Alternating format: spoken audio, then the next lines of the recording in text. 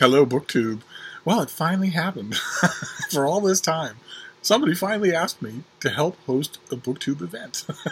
It was Elizabeth from LizziefayeLovesBooks, who is doing the 3rd annual March Mystery Madness in the month of March, where she's assembled a team of booktubers to celebrate murder mysteries in the month of March. And it's right up my alley. I love murder mysteries, so I gladly said yes. I have to assume that Elizabeth knows what she's getting. I'm a rather prolific booktuber, so when I see people making plans to do a TBR and then maybe 2 other videos in the month of March, I don't really quite know what to do with that. I intend to talk a lot about mysteries in March. In fact, if I can, I'd like to talk about every single new release murder mystery that comes out in the month of March. It's a big goal, but I'd love to try. But you should see. Well, some of you are probably familiar with March Mystery Madness from its previous incarnations, but you should see the work that everybody has done for this. Not only I'm sure you've seen it in your video feed, there's a lovely banner. I wish I knew how to put it in mine, but of course I don't. But you can see it. You'll see it in other videos. But on top of that, they pulled out all the stops. I wanted to make sure I got everything. I will attempt to make a list with links of all of the hosts down below. Some wonderful people, including the coup.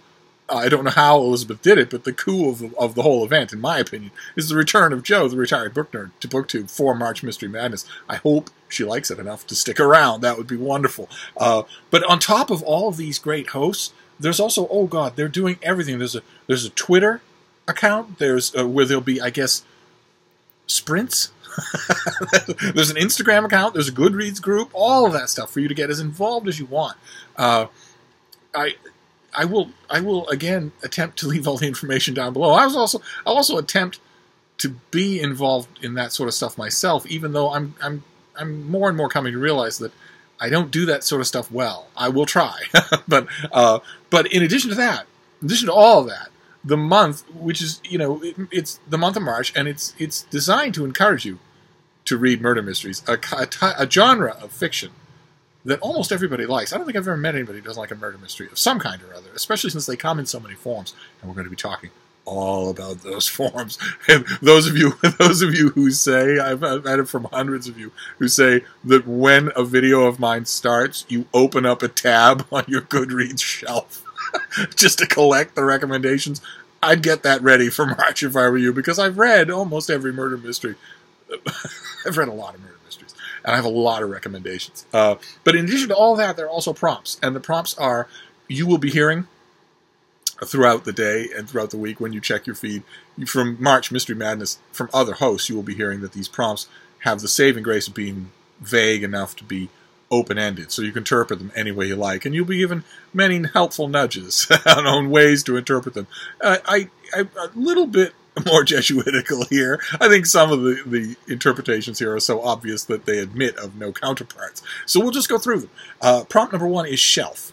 And some of my co-hosts have been saying it can be interpreted any way you like. You could take it off a friend's shelf. You could take it off the shelf at the library. No. No. The point of shelf is, those 100,000 books that you have in your own collection that you've been meaning to get around to reading? Stands to reason that 1 or 2 or 3 or 4 or 500 of them are mysteries. Consult your own library before you go to other shelves, is the way I'm interpreting that. The number 2 is borrow. And again, the co-hosts are saying, you can borrow it from a friend, you can borrow it. No. You need to borrow it from the library. You've always meaning to those of you who love libraries, like me, love libraries, but don't go to them as often as you used to. Now's the perfect chance. Go to the mystery section, and don't just do the new releases. Go into the stacks and find something that isn't in print now, maybe, or that you don't know anything about, and give that a try. And bonus points if you borrow the book from the Boston Public Library. Then number 3 is new, and I confess that's the prompt that I will be mostly doing.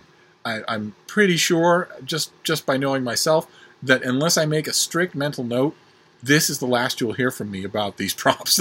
They're great, but I have a lot to talk about murder-wise, mystery-wise in March, so I might most of the books that I will discuss will fall under these headings anyway. That's how helpful they are. But new would be, is there a new mystery? maybe a series that you follow, something like that. And then the next one is historical, self-evident, something that takes place, the standard operating definition of historical fiction, whether it be mystery or anything else, is that it takes place 50 years in the past. That 90% of it take place 50 years or more in the past. So, there you go. And then foreign, and my co-hosts were all over the map about this, that, you know, it's a broad world after all that sort of stuff. But of course, foreign means Scandinavian. so it's time, when dealing with the foreign prompt, it's time for us all to tackle that Scandinavian author that we've been meaning to get to. And the last one is opposite. And that's great, because you can attach any meaning to it at all. And the way I read it, the way I notice, I've watched a lot of March Mystery Madness videos today, and the way I've seen a lot of other people interpret it is deliberately go outside your comfort zone, which we develop when it comes to genre fiction. We know exactly the kind of thing we like. And that's great, because genre fiction is at heart comfort food. But if you don't challenge that, then you will cheat yourself out of great discoveries. I've learned this myself over and over again, because I have comfort zones myself, just like anybody else. So for opposite, what you want to do is intentionally find a murder mystery that is of a type you would never have read, and see what you make of it. Go into it with an open mind and see what you make of it. And that's it. That is my announcement video that I am helping to host March Mystery Madness. So you can expect in March quite a few videos from me on the subject of mysteries, why we like them, what they are, their history, all the different subgenres that you know, from romantic suspense to cozies to historical to gritty to police procedural. I can't wait to talk about all of it. But I just wanted to make this video just to join in the fun, because as you've noticed, I'm sure, your video feeds is full of people announcing that they're going to take place. Elizabeth's assembled a wonderful team.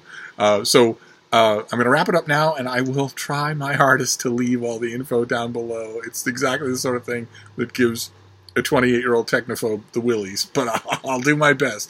And if not, you can... If for some reason I fail, you can certainly find the exact information that you need about everybody who's participating and the links to their channels on virtually every other video. And you should go and subscribe. There's a lot of great people here. But I will be back with more later. Thank you, BookTube.